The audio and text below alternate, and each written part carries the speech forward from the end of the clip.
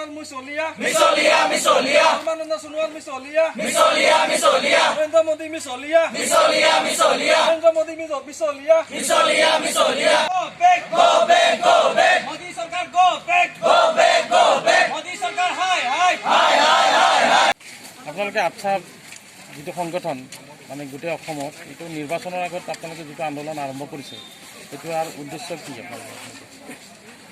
আজি যেহেতু ৰাজনৈতিক দলসমূহে নিৰ্বাচনৰ সময়তেহে সিহঁতে যেতিয়া নিৰ্বাচন হয় তাৰ আগে আগে অমুক দিন বুলি ৰাইজক ঠগে।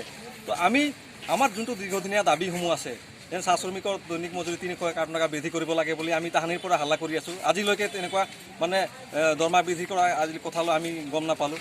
চৰকাৰে কি কৰে, ফ্ৰী চাউল দি আছে, আমি ফ্ৰী চাউল বিচৰা নাই, একাউণ্টত পইচা ভৰাই দি আছে, বিভিন্ন ৰাজনৈতিক প্ৰলোভন দি আমাৰ চাহ জনগোষ্ঠীৰ ৰাইজৰ ভোটটো নিৰ্বাচনৰ প্ৰাথমিকতাত ল'ব বিচাৰিছে। গতিকে আমিও অসম চাহ ছাত্ৰ সন্থাই ৰাইজক সজাগতা কৰিছোঁ আৰু চৰকাৰক আমি হেঁচা দিব বিচাৰিছোঁ যে আমাৰ যি দাবী এই দাবীটো পূৰা কৰিব লাগে, নহ'লে চাহ জনগোষ্ঠীৰ ৰাইজ অসমৰ চাহ জনগোষ্ঠীৰ ৰাইজ সজাগ হৈছে আৰু আপোনালোকৰ ঠগ প্ৰলোভনত নাযাব, আপোনালোকে নিৰ্বাচনত সঠিক উত্তৰ পাব বুলি আমি সকলোকে আপোনালোকক আমি অৱগত কৰিছোঁ যে চাহ জনগোষ্ঠীৰ ৰাইজ আজিৰ দিনত বুৰ্বক হৈ থকা নাই, আমি সকলোৱে সজাগ হৈছোঁ।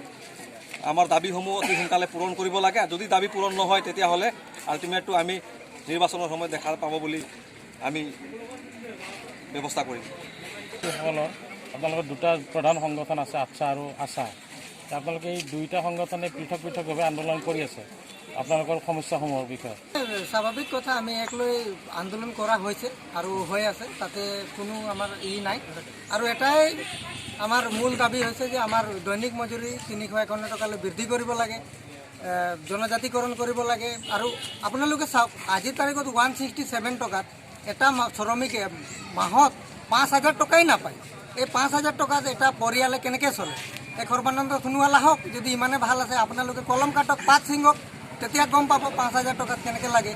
আপোনালোকে চাওক, আৰু ইহঁতে ভাবিছে 3,000 টকাকে আগতে মানে ইলেকশ্যনৰ প্ৰাক মুহূৰ্তত 3,000 টকা দি পেলাই ইহঁতে কি ক'ব বিচাৰিছে, মানে 3,000 টকা পইচা দিব, ভোট ল'ব। ইমান বুৰ্বক নহয় চাহ শ্ৰমিক ৰাইজে। আপোনালোকৰ এইটো যিটো আপোনালোকৰ দাবী এই 351 টকাটো কেতিয়াৰ দাবী আছে?